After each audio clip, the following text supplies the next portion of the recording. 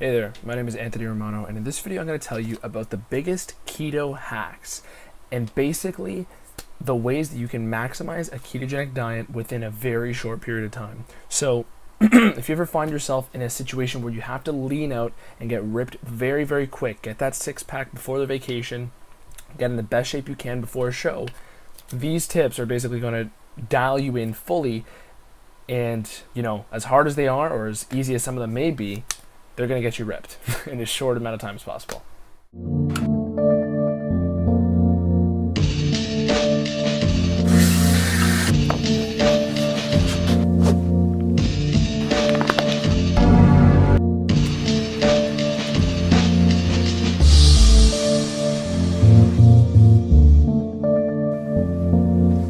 So when it comes to the keto hacks, a lot of people will tell you little tricks they do, but no one's going to get you better ones than what I'm going to tell you, basically. In general, the biggest hacks you can do to incorporate into a keto diet where you have a short time limit and you have a restriction on how quickly you need that six-pack. Overall, intermittent fasting is huge. Intermittent fasting and ketosis are basically the same thing. Well, prolonged fasting and ketosis are the same thing, but intermittent fasting gets you pretty close. And if you're already doing a ketogenic diet, you might notice that intermittent fasting is way easier. And that's good, because if it's way easier, it means you're going to be burning more fat. Because if you're somebody who already uses fasting, even on carb-based diets, in general, your insulin sensitivity is going to raise when you do keto. Your insulin and blood sugar levels are going to be a lot more stable, and you're going to get into ketosis a lot quicker than somebody who eats carbs and is fasting. So when it comes to using fasting on keto, you're going to not only be dialing into the fat burning mode for longer periods in the day, because basically you're in a fat burning ketogenic state, and by fasting you're deepening the level of ketosis you're in. However, you're deepening it not from food you're eating, but from your body's own stores of fat. So when people think that deeper ketones means more fat loss, this is only true when those ketones are coming from your body. So if you are fasting and prolonging the duration of time between meals, you're basically forcing your body to produce more ketones from its own food, or its own food, stored body fat. So when you are reaching higher levels of ketones from eating pounds of butter every day, you're going to feel great and your fat loss will still be good. But those extra ketones are going to be coming from the plate, not from, your body fat. So intermittent fasting is great. It's even more powerful if you combine it with low intensity steady state cardio.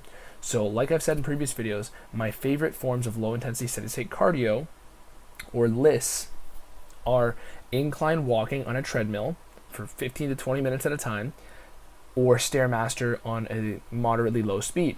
You can listen to books during this, you can listen to podcasts, watch some YouTube videos, depending on if you have Wi-Fi, whatever your gym does, or if you're at home. But overall, combining the fasting and the low intensity steady state cardio is so powerful, because this is the only type of cardio you really need to do on keto.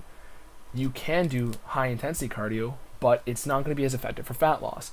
Low intensity cardio makes your body burn fat, but only if you're in a fat burning state. If you're eating carbohydrates, your body's going to have to burn through stored carb energy before it starts burning fat.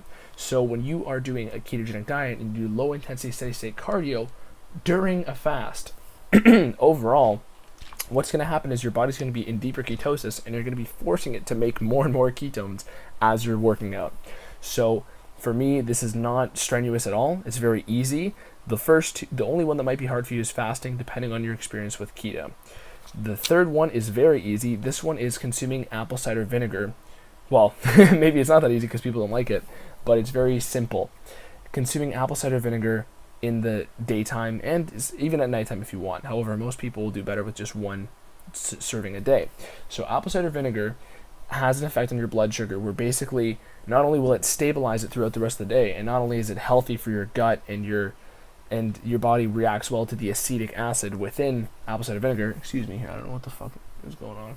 Okay, bothering me there. Apple cider vinegar will reduce your reaction to blood sugar spikes in any sort of meal, even if it has low glycemic carbs in it. So even if you're eating green vegetables, consuming apple cider vinegar before a meal at some point in the day will lower your body's reaction to those carbohydrates. And overall, this can also lower the insulin response to certain carbohydrates of the allowed kinds you're able to eat that you're consuming. So if you consume apple cider vinegar, this is going to basically lower your blood sugar and insulin response to most of the small amounts of carbs you're eating. Even if you're eating something that's very insulinogenic, apple cider vinegar can slow that down a little bit, make it a little bit less of a halt to your fat burning. Because every time you're eating something with high insulin that creates a high insulin response, fat burning gets turned off. So this leads into the next hack, which is understanding the glycemic load and the insulin index. So glycemic load is a fancy way to say the total load of sugar that you're consuming with a carb meal. So when you are consuming broccoli, the glycemic load of broccoli is very low. It's not dense in sugar, it's high in fiber, and your blood sugar and blood glucose are not going to raise particularly high after consuming it.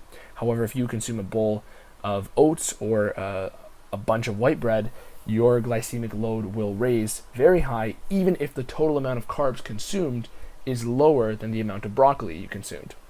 So your body basically has a larger response to the white bread rather than the broccoli. So when it comes to micromanaging your keto diet so your fat loss can be the most impactful within a short amount of time, you absolutely want to keep an eye out for the glycemic load and insulin index of foods. So in general, you're already going to be avoiding carbs. So when it comes to glycemic load, you should be only eating carbs that have a low glycemic load, like greens. But for the insulin index, this means watching out for things that are not high in protein necessarily, but high in types of protein that digest quickly. So whey protein powder should never be consumed on its own. Any sort of white meat or pure protein meal will have a lower insulin response if you combine it with fat at the same time, or even green vegetables. When you mix macronutrients, you lower the insulin response of that meal, because every time you eat anything, you're going to raise your insulin. And if you're really trying to micromanage things and really trying to milk out as much fat loss within a month, you absolutely should be keeping an eye out for the insulin index of foods.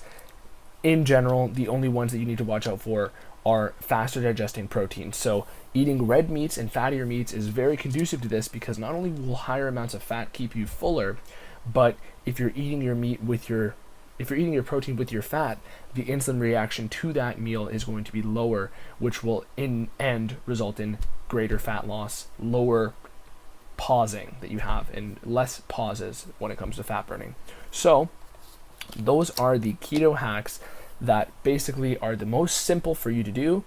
And one last one I'll actually throw in here just for free is that